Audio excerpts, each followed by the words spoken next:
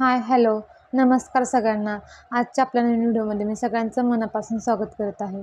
तर आज आपण बघणार आहोत की बाळाची दात घासावेत का? बाळाला ब्रश करावा का? बाळाच्या तोंडाची स्वच्छता कशी राखावी? मग त्याची हायजीन कशी मेंटेन करावी? याबद्दल आपण थोडक्यात आज पाहणार आहोत. तर आपल्या चॅनलला कोणी सबस्क्राईब केलं नसेल तरी सबस्क्राईब करा, शेअर करा, कमेंट करा, लाईक करा. चला तर आता आपण आपल्या आजच्या विषयाला सुरुवात करूया.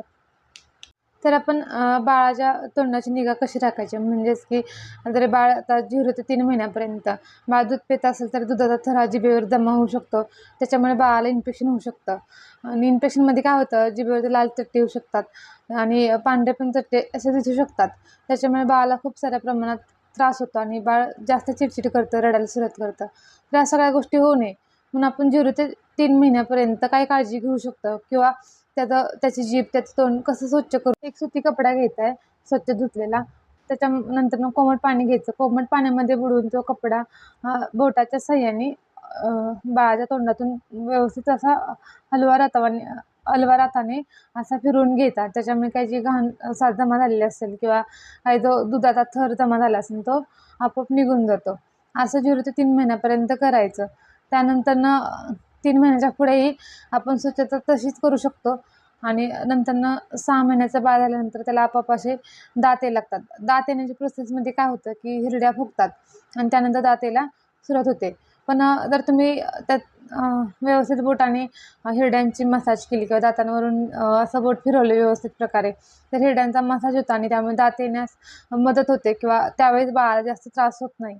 मग काय, पुन्हा दात आल्यावर ब्रश करावं का? नाही. 1 दात येऊ दे, 2 दात येऊ दे, 4 दात येऊ दे, त्या दाताची काळजी किंवा ते दात स्वच्छ करणे हे खूप गरजेचं आहे. तर अशा वेळी काय करायचं, जो सॉफ्ट असा ब्रश येतो नाही का, तो ब्रश बाळाला द्यायचा. त्यानंतरनं 1 वर्षापर्यंत ते बाळ आपलं बाळाला त्या ब्रशने दात स्वच्छ करायचे.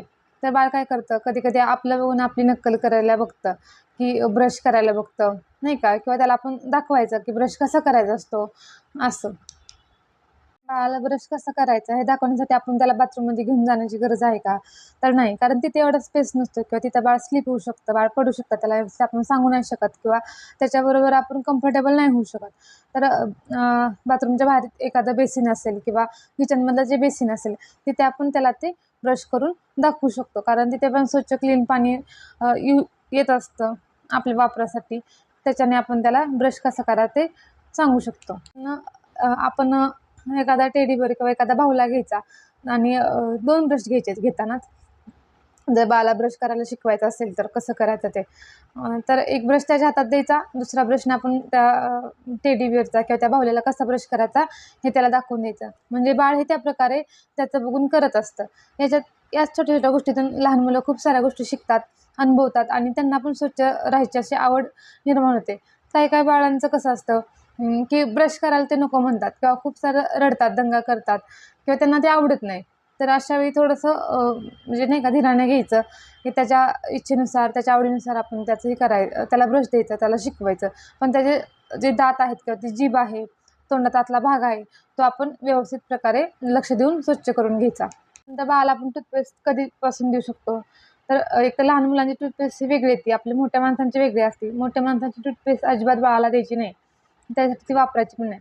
तर 3 वर्षानंतरनं वापरण्यासाठी एक छोट्या मुलांची टूथपेस्ट येते. त्याच्यावर लिहिलेलं पण आहे बघा, किती वर्षापासून सुरू करायची, कधीपर्यंत ती चालते असं. तर आपण जर रिकामा ब्रश जरी त्याला दिला, तर त्याला ते दातावरून जरी फिरवलं तर दात स्वच्छ होऊ शकतात किंवा त्याला त्या ब्रश कसं वापरायचं याची सवय लागते. त्यामुळे कोलगेट ही द्यायची नाही 3 वर्षापर्यंत. त्यानंतरनं कोलगेट ही चालू करायची. अशा प्रकारे बाळाच्या दाताची स्वच्छता केल्यानंतरनं बाळाचे दातही स्वच्छ राहतील आणि दाताला कॅव्हिटी होण्यापासून किंवा दात किडण्यापासून त्याचा बचाव होऊ शकतो आणि कोणतंही इन्फेक्शन होण्यापासून त्याचा बचाव होऊ शकतो. कधी-कधी करायचा. ज्यावेळी बाळ असं सॉलिड फूड घेतं किंवा सॉलिड डाएट घेतं तेव्हा करायचा. पण दिवसातून 3 वेळा, 3 पेक्षा जास्त वेळा ब्रश हा बाळाचा करायचा नाही.